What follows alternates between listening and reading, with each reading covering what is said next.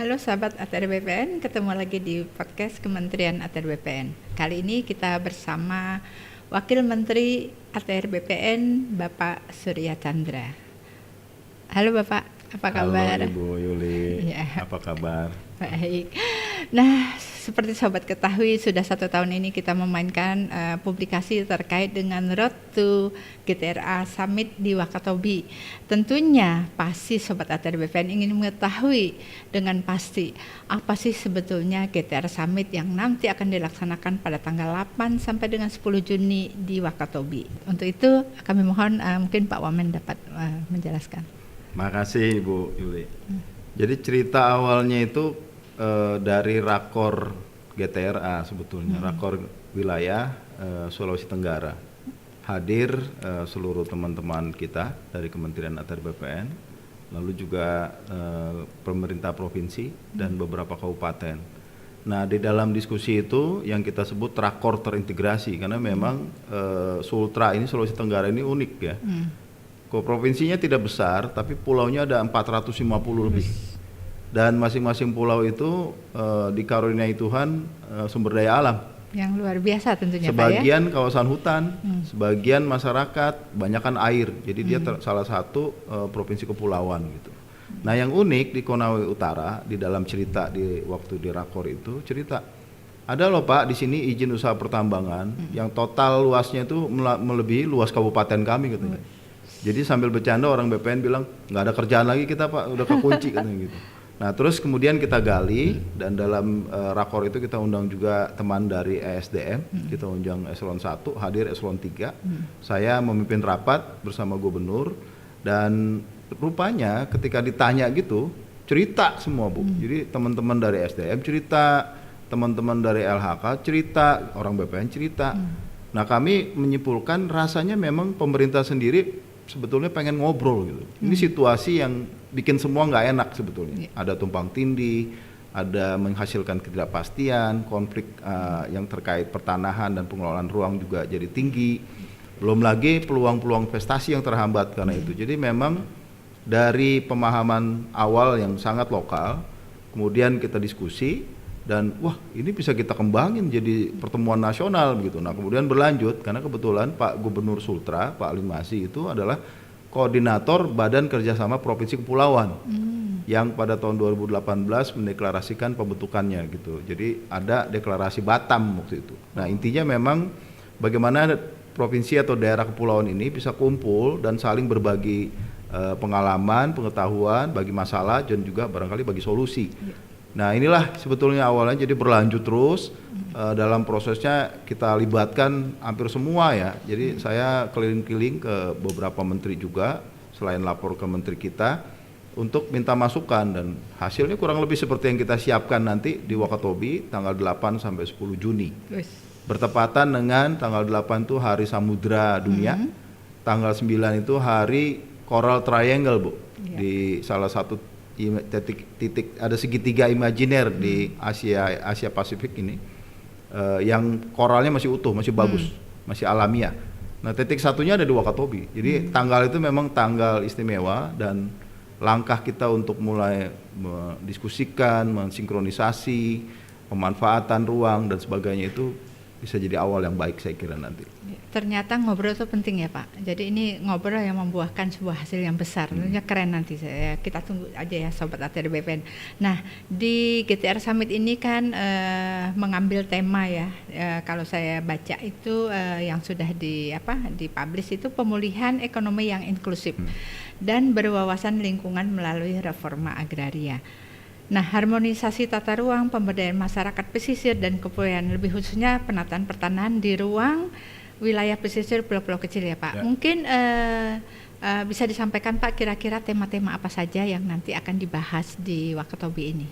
Ada 3 tema besar yang kita bahas dan itu sudah dibahas sebetulnya karena ada serial diskusi, webinar, FGD yang namanya Road to Wakatobi hashtagnya. Dan barangkali Sobat ATR BPN sudah pernah lihat salah satunya, itu kita dokumentasikan, dikumpulkan dalam website namanya gtrasummit.id. Bisa diperiksa ya, gtrasummit.id. sudah 21 dilakukan, minggu ini ada lagi 22 dan nggak tahu sampai berapa sampai nanti Juni. Nah, yang pertama itu sinkronisasi tata ruang, izin, kawasan hutan dan hak atas tanah. Kita tahu memang ada kawasan hutan, statusnya kawasan, tapi pemukiman masyarakat sudah banyak di situ. Ada yang kawasan hutan kan kadang-kadang berubah-berubah, kadang geser-geser. Udah gitu skalanya beda dengan kerjaan BPN. Kalau BPN 1:5.000, dia 1:200.000 gitu. Jadi skalanya kecil, sementara BPN sangat besar. Nah, jadi tumpang tindih itu niscaya terjadi. Lalu juga ada izin usaha pertambangan. Kalau dalam kasus Sultra banyak izin tambang begitu ya. Itu menimpa hak atas tanah dari masyarakat yang sudah existing. Dan ini karena ditiban izin tidak bisa ada pemeliharaan. Ini kita pingin selesaikan dan itu juga yang Presiden sebetulnya mengarahkan ya. Evaluasi perizinan yang dipakai atau yang tidak dipakai itu bisa diperiksa gitu. Lalu juga dipastikan memang ada pemanfaatan. Kenapa? Karena ruang sangat terbatas gitu. Jadi kesadaran yang ada adalah ruang sangat terbatas, karena itu butuh ditata, dikelola secara seefektif dan seefisien mungkin dengan prinsip-prinsip keadilan. Itu yang pertama. Yang kedua, untuk sinkronisasi itu efektif, kita butuh penataan aset.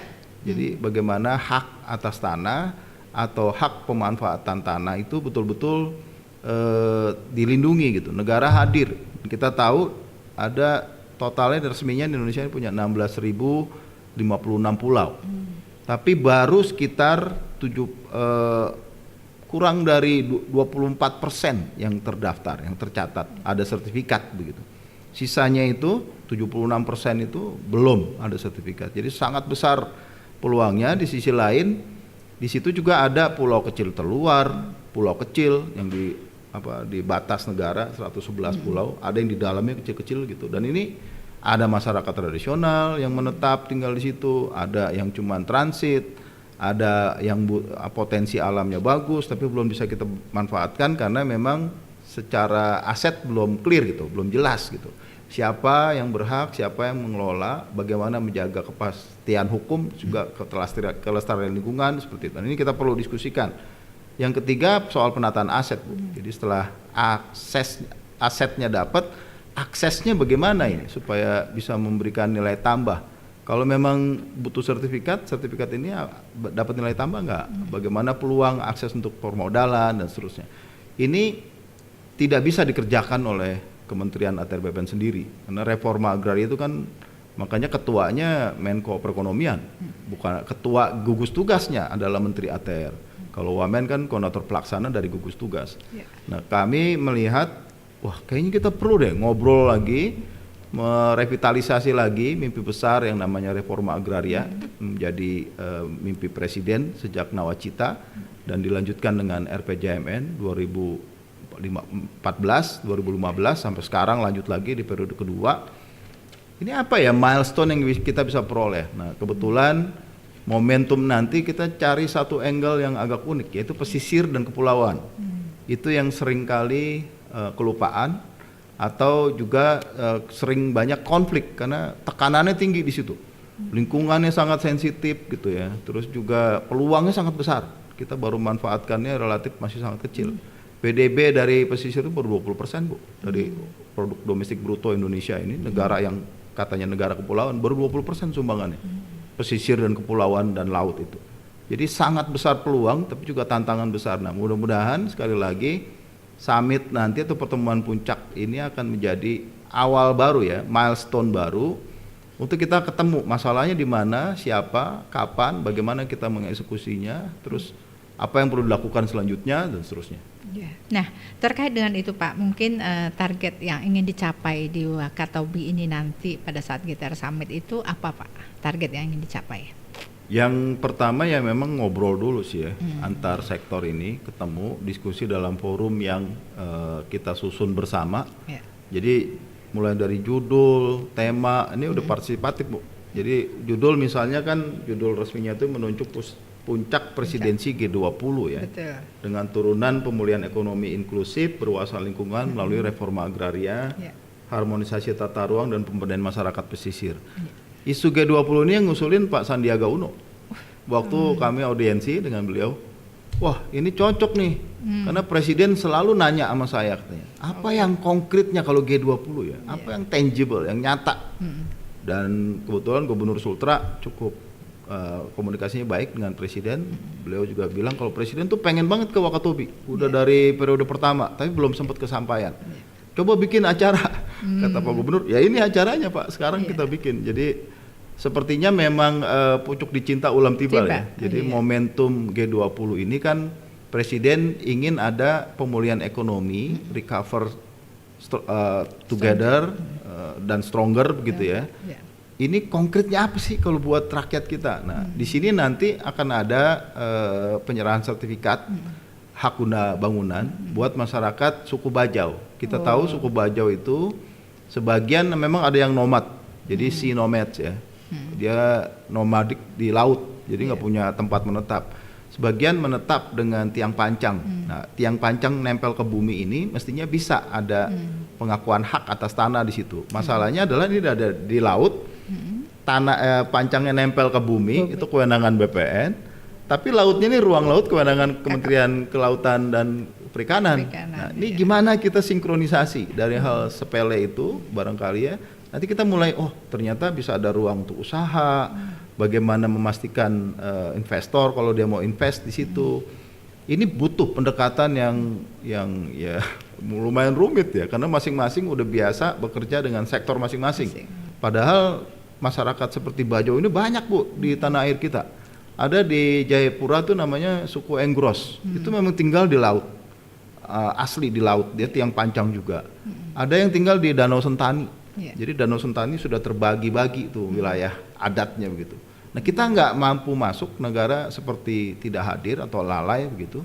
Padahal mereka butuh akses, karena saya lihat karena kebutuhan akses di teman-teman masyarakat Bajau di Kampung Mola misalnya yang kami lihat di Wakatobi, itu dia uruk Bu. Tanah apa yang tadinya di laut, dia bikin reklamasi secara amatiran gitu. Yang punya duit reklamasi, yang nggak punya duit nggak reklamasi. Jadi yang terjadi Kampung Mola itu ada yang daratan, ada yang bolong-bolong. Yang bolong ini jadi tempat sampah di sana.